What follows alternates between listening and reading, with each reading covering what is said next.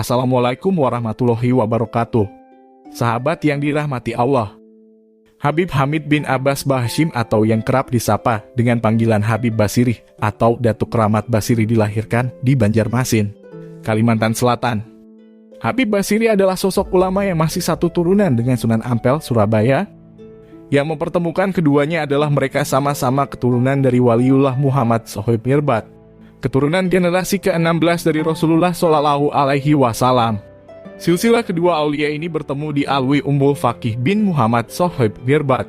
Sunan Ampel dari jalur putra Alwi Umbul Faqih yang bernama Abdul Malik, yang hijrah dari Tarim, Hadramaut, Yaman ke India. Sedang Habib Basiri dari jalur putra Alwi yang bernama Abdurrahman. Jika Sunan Ampel adalah keturunan ke-23 dari Rasulullah, maka Habib Basiri merupakan keturunan ke-36. Dari segi usia, Sunan Ampel lebih tua dan lebih sepuh dari Habib Basiri yang hidup di masa yang lebih muda. Habib Basiri hidup di zaman penjajahan Belanda dan Jepang. Sunan Ampel hidup sekitar 400 tahun sebelum Habib Basiri. Dalam keluarganya, Habib Hamid mempunyai 4 anak, 3 putri dan 1 putra. Dari anak laki-lakinya yang bernama Habib Hasan Bahashim mendapat 1 anak laki-laki bernama Habib Idrus Bahashim. Dari cucu beliau Habib Idrus Bahashim, Habib Hamid dianugerahi beberapa cicit diantaranya dari Syarifah Guan Baragbah, istri pertama 1. Syarifah Fisria Maryam, Banjarbaru 2. Habib Fitri Hamid Kubah Basiri 3. Habib Fathurrahman Bahashim, Banjarmasin 4. Habib Fadil Bahashim Samarinda. Dari Syarifah Hanibil Fagih, istri kedua 1. Habib Ali Bahashim Jakarta 2. Syarifah Suraida Bahashim Banjarmasin 3. Habib Fuad Bahashim Banjarmasin. Dalam sebuah kisah diceritakan bahwa saat Habib Hamid memindahkan air dari satu tempat ke tempat lain dengan menggunakan gayung, orang-orang menilai pekerjaan itu sebagai perbuatan tak bermakna.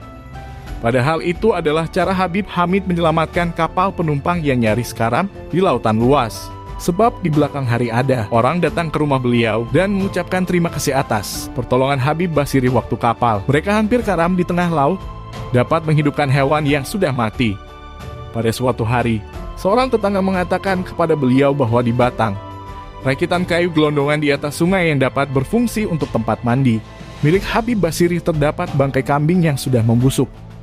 Bersama Habib Hamid, tetangga itu turun ke Batang untuk membuktikan penglihatannya. Tetangga itu kaget ketika matanya menatap seekor kambing hidup terikat di batang Habib Hamid.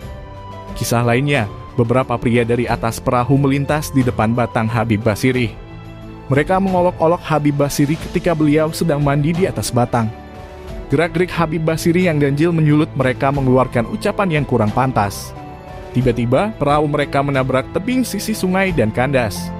Cerita lainnya yang masyhur beredar di Basiri, seorang pedagang ikan berperahu menolak panggilan singgah Habib Hamid. Si pedagang berpikir tak mungkin Habib Basiri membayar dagangannya. Akibatnya selama 1 hari penuh tak satupun barang jualan pedagang ikan tersebut ada yang laku. Sementara pedagang lainnya yang menghampiri panggilan Habib Basiri berkayuh menuju rumah lebih cepat sebab dagangannya hari itu tak bersisa. Subhanallah, walahu alam bisawab.